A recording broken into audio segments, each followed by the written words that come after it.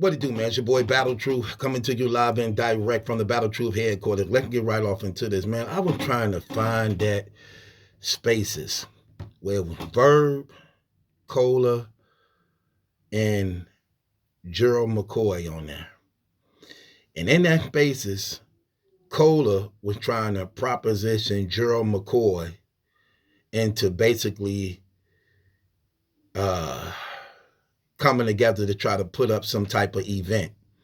Gerald McCoy said to Cola, okay, if you finance the first half, I'll finance the second half. Then he went to the point like, you know what, man, look, I'm just a fan. I just want to watch it.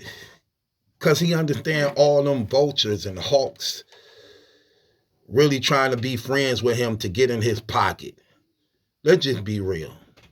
He addressed that to some degree. All you gotta do is read between the lines. Everybody, look, and guys in his position ain't stupid, especially when you align yourselves in the company of a lot of broke people when you rich. If you rich and you in the company of a lot of broke people, you could expect that people are trying to line themselves up in friendship to some degree to proposition you or hoping you will sympathize to give them something. It is what it is. That's why you have to be careful of the company you keep, knowing the position you are in. Which sometimes is not a bad thing if you actually can help somebody that's actually trying to help themselves and you can put them in a position to win, knowing that they actually have the potential to actually become something and just need some support. Because everybody needs somebody, okay? Just like it was one time in his life, he didn't get to where he was at until somebody reached out to help him. So you just have to use wisdom when doing that thing, because it's a lot of brothers who don't have the money but have the talent and the potential and just need somebody's help to put them in position. And that's why a lot of people like to network, because they understand that. And when you're dealing with a person who got a genuine and sincere heart, when you put them in a position to win, they don't forget you. So you're winning yourself. So it's an investment for you. With that being said, so Cola was talking to him about some business. You know, Verb immediately like recognize it. So like a jealous side chick type stuff, he cuts in and says basically to Cola like, hey, Gerald don't do nothing basically without me. So y'all got some ideas, you got to run them by me first. Run your ideas by me first. Then, if I like you, if I'm cool with you, then I'll run it by him. So, I'm listening to this dude like, hold on. Yeah, you ain't that man wife. You don't go with that man. That man is a married man with a wife. Nigga, you taking the role of a spouse. You sound crazy to say something like that. That's a grown man. That man speak for himself. Been doing very well without you. I don't know what you thought. But this man literally took it upon himself to say that, like, yeah, why y'all think it's a lot of stuff, y'all ain't getting, y'all didn't have. That, that's because of me. Bro, you can't piggyback off another man's pocket to make it seem as though anything that man do, he got to run by you to get your approval of what belongs to him. Like, bro, no, we not doing that. No, no. No, man, get out of here with that trash. That brother actually did that. And if y'all know what I'm talking about, y'all know I'm not lying. Look, put it in the comments if y'all know what I'm talking about. I'm listening to this dude say this, man. I'm like, look at him. He feeling some type of way because he see Cola and Gerald talking. So he thinking like, you know what? When I was young, this what this remind me of.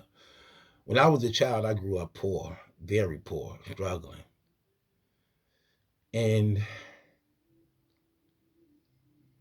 there used to be kids in the projects where we were raised who were more fortunate than we was, who had good mothers and fathers that may have been still together, or a good mother that actually just provided for them better than how we were being provided for. And every now and then you'll run across that one kid who would always have 50 cents or a dollar, who will always like eat every day in his house, morning, noon, and night. And you was like real fortunate to be friends with a child like that. Sometimes they were spoiled, sometimes they were good and had good heart that they liked sharing. And you find that one friend who mom and them always give them chips and sodas and cookies and candy and money and change. And when you come from a life of not having that, you like embrace him because you know if he eat by that being your friend, you gonna eat. So you would protect him, you would take up for him, you would let him uh, um, get away with a lot of things you wouldn't let somebody else get away with as a result of what he was giving you or she was giving you or what they had. You get what I'm saying? So you would be stuff like, ain't you, you'd be telling them like, ain't you my friend? Ain't you my friend? Yeah, this my friend, this my own. And you didn't want nobody else being close to him because you thought it would take away from you getting extra cookies or chips or soda or dollars. You know what I'm saying? So you were very overprotective of him and you didn't want nobody really getting close to him and nobody really being cool with them because it threatened you. That's what that reminded me of. What he was doing when it came to that. Because let's just be real. Gerald McCoy been responsible for Verb last few battles. That's the one who had been keeping him in the game. And this is why he feels some type of way about URL. It was Gerald McCoy that was financing that man battles. Let's just be honest, man. Gerald McCoy financed that Shotgun Suge battle, that Hollow the Don battle. Think it was maybe the Easy to Block Captain battle too, something like that. But I know it was like his last three battles. Gerald McCoy sponsored that. See, when you get to the point, this the thing about Verb. First of all, talking cheap. All that talking means nothing when you have, as of lately, because I'm gonna keep it real, when you have, as of lately, not been doing so well. And just being off and on, that just don't cut it.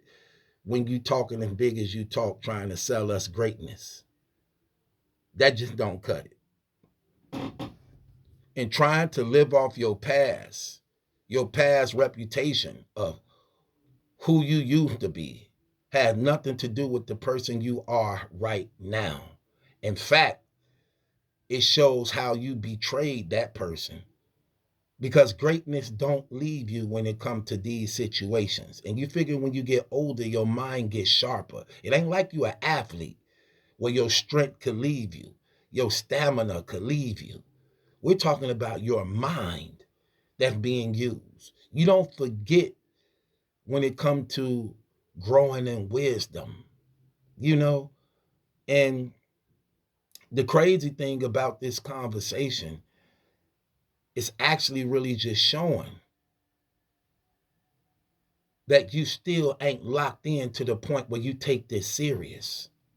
You're doing all this talking, you're doing all this brainwashing that you're trying to put on people to get them to not remember who you are. You're not going to do good against A Ward. I'm sorry. You're gonna be okay. You're gonna have some moments. But I know how this goes. I know how this goes. I've been watching you for a minute. You're gonna stumble in those rounds. I know that already. It's under 30 days. You still on Faces Faithfully. You gonna so that let me know you ain't locked in. Neither is you. Neither have you put yourself in a position where you could pull greatness up out of you. All you want is a check, okay? The thing about you is not only have you betrayed yourself, but you betray others. It's like you can't convince people that you a stand up, genuine dude. Because at one time, when people believed that about you, they supported you and were behind you. Then all of a sudden, everybody's gone. When you was leading the Midwest movement, man, you had everybody behind you. Detroit, you had Chicago, St. Louis, and you betrayed all them brothers. We ain't forgot, bro. We remember this. You betrayed all them brothers. Y'all would go to battles, it'd be like 15, 20 of y'all standing strong. Then the numbers just started leaving. To the point you was only attending battles by yourself. You got into it with ARP. He released and showed how you was hating on Hitman Hollow, who's supposed to be your brother. Then you got to speaking about Young Ill's situation of being on some type of drug. Terrible. Then you backstab Big T, you backstab Calico, you backstab X Factor. Then you on there talking about you don't care about nothing but a check. So you don't care about loyalty, you don't care about friendship, and you doing it to Gerald McCoy right now. You've been doing this God bashing, but you know Gerald McCoy, who's supposed to be a friend and supporter of yours, you know he believe in God. You were finna go in on A-Ward one time and disrespect God. Gerald McCoy wasn't on Spaces at that time. Just when you was finna start disrespecting God, Gerald McCoy came on. Then you said, oh, Gerald, there you go. You messing up stuff. Just when I was finna do something, go in, you come in, now you messing up stuff. Because his presence intimidates you to a degree that you didn't want to blaspheme or disrespect God that bad in front of him. But a little bit of disrespecting God is bad.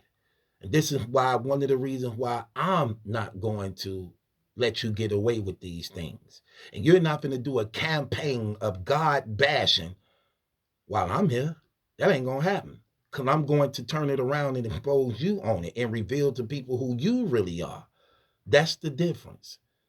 That's the difference. Why, when y'all battling these so-called Christians, y'all just can't never be about him? Why do the whole battle got to be against God? Why do the movement got to be against Jesus Christ? Y'all cowards won't say it in his face. Not one of you cowards will stand in the face and presence of God and say the things you say in the presence of people trying to pretend to be tough. Because here's a fact that's factual about all you niggas who do that type of stuff. And I say niggas because this is exactly the nigga stuff that y'all do. Y'all are the same niggas who will cry if your stomach hurt. If you got a headache, you'll go to the hospital afraid you're going to die if it's bad enough. And you sit here and think you could disrespect the almighty God who holds all things together because you want to exalt yourself in a place of position and power like you better than him. No, we're not going to accept that trash. No. And if I was Gerald McCoy, I wouldn't give you a dime. I'd cut your water off. Because if you disrespect my God, I don't have nothing to do with you. You wouldn't get a dime up out of me. How about that? And that's how fake you are.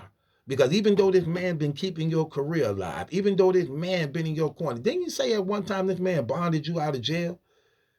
You ain't even real enough to be a real friend to know that if this man believe in God, you should at least respect God even for the sake of y'all friendship. But that's not in you because you a cutthroat, dirty snake dude.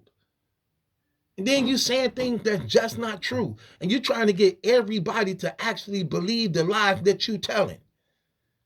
You the same guy, be on the internet, try to talk against women, but come to find out you a super trick. You a super trick. Like what are we doing here? Like really, like, come on. It sounds good when you on the airway. But in real life, you're not saying the stuff you live. You're not doing the stuff you doing. Like, come on, let's just be real. Come on. Like, no. That's fake stuff, bro. That's fake. Super fake. And you're not a stand-up dude when it comes to that. Y'all act like y'all cannot just rap. Why do God have to be the punchline of your joke? But they're going to show you his love and goodness. That even though y'all disrespect him with the very breath he give you, he still have love and compassion giving you the opportunity to repent. So then when you die and you're standing before him, don't say he didn't give you the chance, because he did. And nothing y'all say can change who he is. Nothing y'all say gonna take Jesus off the throne. Nothing y'all say is going to prevent y'all from not standing to be accountable of the things you say out of your mouth to him. In fact, that's why you're going to die sooner. In fact, that's why your family suffer many losses. In fact, that's why you're going to find life super hard for you. Y'all bring curses on yourself in your ignorance, and you think that what you say out of your mouth, you won't be held accountable for. You are. And it's stupid and foolish. All this showing out because you want people to praise you. You want people to exalt you. You want people to see you in the place of God. So you think you could disrespect Jesus and remove him from his position to place yourself there. No, brother, no. No, we're not going to do that. You are an ignorant, foolish man. And you're on your last leg. That's what's going on here. You're on your last leg. You didn't sabotage your whole damn career. Let's just be honest. As powerful as your resume is, what have it done for you? You ain't even got established money. Think about that. You got Lux, Mook, Hollow, Arsenal, Disaster, Clips, Rex. You ain't even got established money. Established money when it come to battle rap. When it come to battle rap, your money still fluctuate depending on who you battle. So what did that mean? Island God, what do that mean? It benefited you nothing to have all those great shots, even with the so-called success of them, for you to still be struggling in battle rap and don't even have established money. That's terrible. And it really showed bad business, bad management, bad devotion and loyalty. And that's how they look at you. See, that's the thing about when they can get you to bend. When they can get you to bend, you will fold. That's what that means. If I could get you to bend, you will fold. So as you bend, you fold. And now that you fold, I can't even trust you, even though you fold for me. Because if you fold for me, you will fold for somebody else. So I only use you to devalue and depreciate you. Then when I'm done with you, hands off. Now you're trying to look for help for the ones you folded for. Like, get out of here. That's where you at. That's where you at. You got to show something. All that talking don't mean nothing. You at the end of your career. Where can you really go in your career? Who really left for you in your career? Nothing but little small names. And you begging for a swamp battle. You begging for an Av battle. You begging for these battles. Because you done sabotaged and wasted your whole damn career. And Gerald McCoy, the only one keeping you afloat. And you can't even be a real friend to him. You're a backstabber. You're a snake. And this ain't going to work out for you. You thinking you finna disrespect God these few months and then go into battle and think you finna really be successful like that off a disrespect and bashing God campaign. You're about to get embarrassed. Big time. Big time. Come on, man. It's common sense, bro. You drop the ball every time. You is not a person that's proven to be betted on. You lose every time it matters. Every time something on the line, you lose. You lose. You and James had a battle for winner take all. You lost. They do the first battle rap reality house on Total Slaughter. You couldn't even make it to the dance. You lost the first round.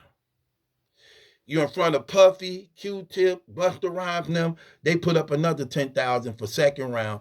You lost that also. You supposed to be this player, big shot dude who all the women melt over and crazy about. You got all this game on women. You and Bonnie Godiva, trash battle. Many people got you losing that battle. You and Miss Hustle, Trash. You was trash in that battle. She smoked you. You lost that. You and KCJ, you was trash in that battle. She smoked you. You lost that. All the three girls you went up against, you died to. Literally. Let's go again. You talking all this stuff about white people. You lost to all the white rappers you went up against. You lost to all the white rappers I know you went up against. You lost to Sharon. You lost to Paste. You lost to Jims. You lost to Il Mac. You lost to Big K. You lost to all the white guys. So all this talking for what? You're not a person that can be banked on. You're not. Sorry. So no, we're not going for that. Man, get out of here with that trash. And now you're sitting up here acting like you Gerald McCoy wife. Like, dog, get up out of here, man. Like, dude, what is wrong with you, man? Terrible. I ain't buying it. I ain't buying it at all. With that being said, it's your boy Battle Truth. It ain't my judgment, that's a question. It's yours. Subscribe to Battle Truth. Just rap. Shut up and rap.